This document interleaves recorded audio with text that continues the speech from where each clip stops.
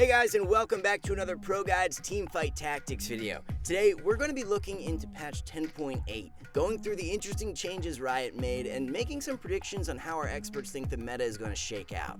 10.8 is quite big on the macro level.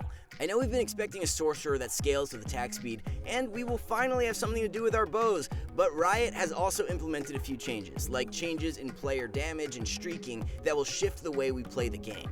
Keep in mind that predictions made in this video are exactly that, predictions. They are subject to change, and we will definitely keep you updated in our mid-patch update. Feel free to share any comments below, giving us your feedback, especially if you have something new to add, or if you disagree with what we predicted. We will be happy to read them. So let's start with the shiny stuff. We have a new legendary 5-cost joining the game, a Dark Star Sorcerer, Xerath.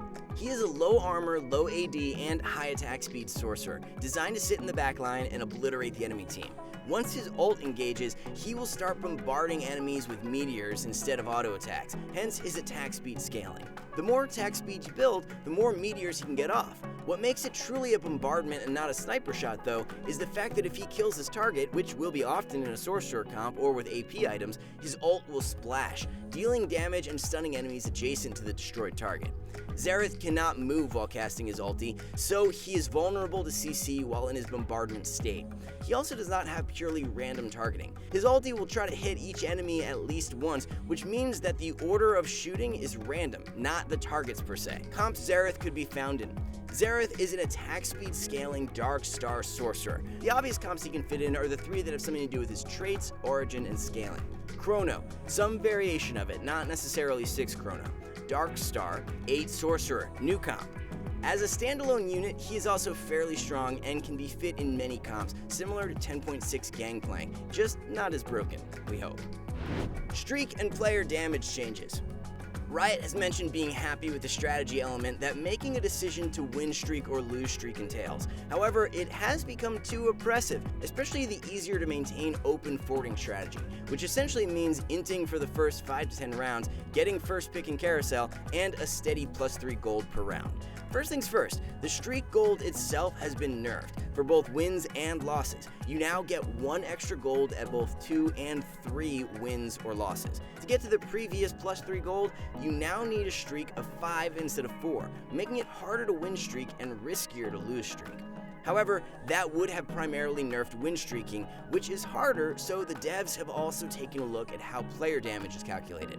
Currently, damage you take upon a loss is primarily calculated based on the stage of the game, with 1 extra damage for each enemy surviving unit. In order to limit lose streaking, the weight has shifted onto surviving units. You now take 2 damage for each surviving unit, up to 5 units, 10 damage, and then it continues with the previous 1 damage per unit. It can add up to a lot. I've seen a lot of people in PvE dying before Raptors even.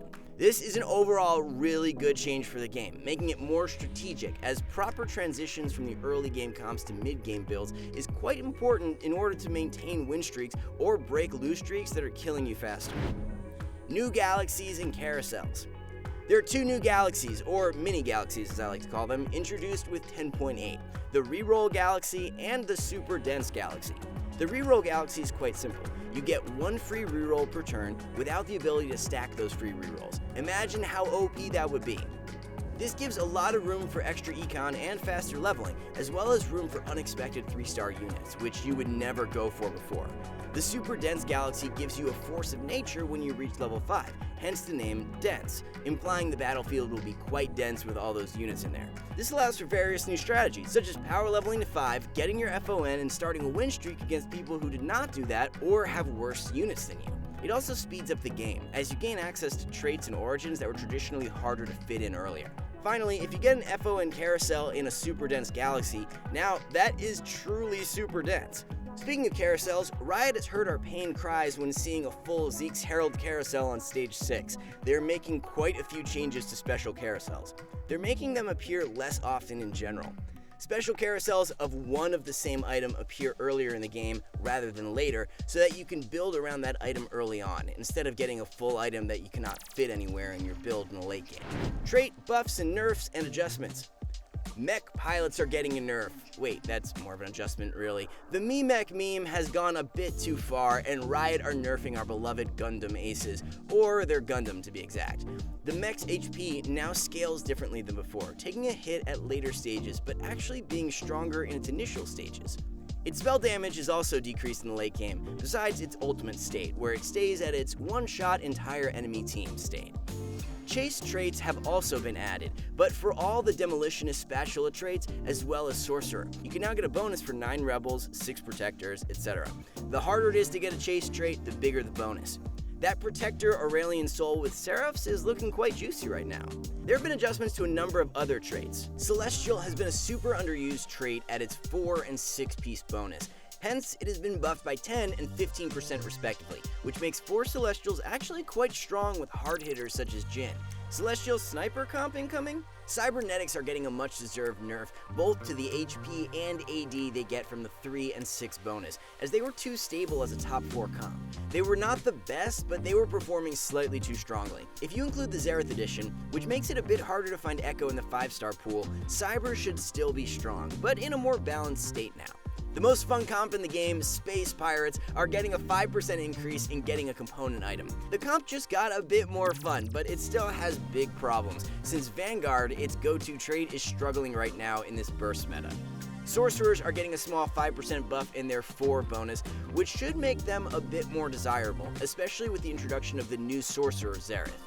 Finally, the Mercenary trait now shows you how many upgrades a Mercenary has, in a cool graphic under the champion, which is a good QOL change, since you can now decide if that MF is worth using a Zephyr on, for example. Champion buffs and nerfs. Due to the systemic and trait changes, 10.8 does not see many champion adjustments. Let's go through them, starting with 1-cost units. 1 cost. Caitlyn is now worth a 3-star, maybe. Not really, but her ulti is truly a one-shot at this point. It even deals 3,000 damage when 3-starred. It will definitely play with a Shojin Caitlyn and have some fun in a normal game, mind you.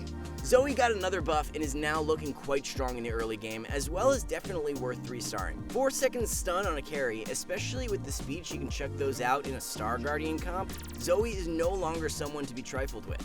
Xayah got another buff too. The devs seem to be pushing Xayah to be the premier early game carry, holding your items faithfully until you transition to mid game. She got a 25% attack speed buff on 1 and 2-star, which is quite huge. A Xayah with a static shiv is even more of a terror now. 2 costs. Annie got a small buff, mainly to help her be a better tank for the Sorcerer comp. Her shield is a bit bigger and her base armor got buffed by 5. Darius got another buff, making his ulti cost 10 less mana, hopefully making our favorite dunker be able to, dunk more. Lucian's dominance of the early game got a bit curbed, as 5 of his basic attack damage got removed. This should not affect him too much moving forward, just limit the 10 win streak cybernetic starts of some people. Rakan got the biggest change, and it's quite interesting. His ult now costs a lot less to cast, 50 whole mana, but the radius of the knockup got reduced. He also targets the farthest enemy now, so he's more of a carry killer. We think this is a buff to Rakan, especially with mana items on him. Shen got a lot tankier, 100 HP to be exact, and a bit more worth 3-starring since his dodge field lasts longer at 3 stars now. 3 costs. Shaco is receiving a double nerf. He will still be strong, but with 5 less base AD and 50% less scaling when 3-starred, he should be more balanced. His 1-star ult got a 50% buff though, and rightly so, since he felt extremely weak. It is now less of a power spike getting him from 1-star to 2-star and from 2-star to 3-star. This change, as well as the health changes on the mech scaling, should make mech infiltrators a strong comp, but not necessarily a reroll comp anymore. Syndra got a really nice buff to her attack range. She will no longer move forward and get one-shot by Jins or walk into Ash arrows anymore, or at least not as much. Her ulti also got buffed at 3 stars, but she one-shots everything at that point, so that's not really an impactful change. 4 costs. Fizz got a nerf in his HP in accordance with the mech HP nerfs, but got a buff to his attack speed, making room for other infiltrator comps, since he's a stronger standalone unit now. Soraka got supercharged. She became tankier with more base HP, her ult got even stronger, and her 3-starred state is basically a heroes never die button. Soraka is now worth 3-starring and actually giving items to, preferably mana and tank items. Vel'Koz now ults for a shorter amount of time, but no longer throws his ult at the spectator stand. Thanks, Riot. In addition to his tankiness buffs last patch, Wukong now does more damage as well, especially in his 3-star state, where he's even better than Cho'Gath now. Jinx gets a really small buff to her attack speed, with more buffs pending in the future should this not prove sufficient. 5 costs. Only one champion change here, and it's our favorite dancer, Aurelion Sol. The starship is becoming bulkier, with a massive 150 HP buff and more armor, making him harder to take down, and perhaps putting rebels back in the game with him as a carry. Item changes. We had some really interesting item changes in 10.8. Let's take a look. Rapid Fire Cannon now gives 200% bonus attack range. RFC has essentially become a defensive item, helping your melee carries DPS from a safe distance. RFC Shaco was already a decent build, should be even better now. Frozen Heart is borderline OP now, with a 50% attack speed decrease. Should help a lot against comps like reroll Blade Masters. Chalice of Favor is now a decent alternative to Seraphs, as it gives mana to the caster as well. In comps like Star Guardians, it can arguably be better than Seraphs.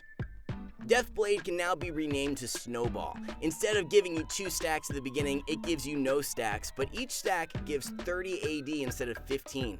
Ouch. Zeke's Herald was reworked, making it hit 1 hex on each side, so it's easier to position for and almost doubling the attack speed bonus. It is really strong and definitely worth building in the mid game now. Shroud of Stillness's width was increased to 1.5 hex instead of 1. We still think this is not enough to make people build this item, especially since its components are so strong. It is worth considering in late game carousel, however. Tier got nerfed! Ezreal is off crying somewhere since our favorite component now gives 5 less mana, making the single tier power spikes a bit weaker now. Stacking tiers is still strong. This is more of a nerf to completed items that were built out of tier, but had no big mana synergy such as Hand of Justice or Frozen Heart. Thanks for tuning in, everyone. Let us know what you think will be the best comp in 10.8. If you want to get better at TFT, visit ProGuides.com, where you can find challenger coaches who will help you reach your dream rank. Thanks so much again for watching, and we'll see you guys out on the Rift.